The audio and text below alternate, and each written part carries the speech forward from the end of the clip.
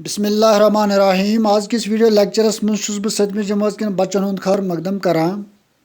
मजमून कोशिर, title plastic और आजुक टॉपिक एक्सरसाइज यानी सवालन हंद जवाब लेखन। टोडे बच्चों क्वेश्चन नंबर 1 लफज माने तुम हेकू पन्ने किताब पे लफज तो इहंद माने वुचित और समझित ते। और क्वेश्चन नंबर 2 जवाब लिखियो।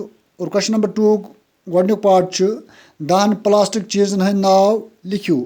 10 प्लास्टिक चीजन हंद नाव लेखन। मिसाल प्लास्टिक बाल्टीन, बुरुश, जग, मग, बोतल, साबन डब, कुर्सी, शुप, प्लेट, चपने। गई 10। तुम हेकू अम अलाव अत मज इजाफ कर। Question number part number 2 plastic मूल मवाद कम नश हासिल करने। तो अमुक जवाब प्लास्टिक मूल मवाद पेट्रोलियम तो कुदरती गैसों नश हासिल करने। तो पार्ट नंबर 3 प्लास्टिक क्याज दो खो दो परेशानी पैद करान।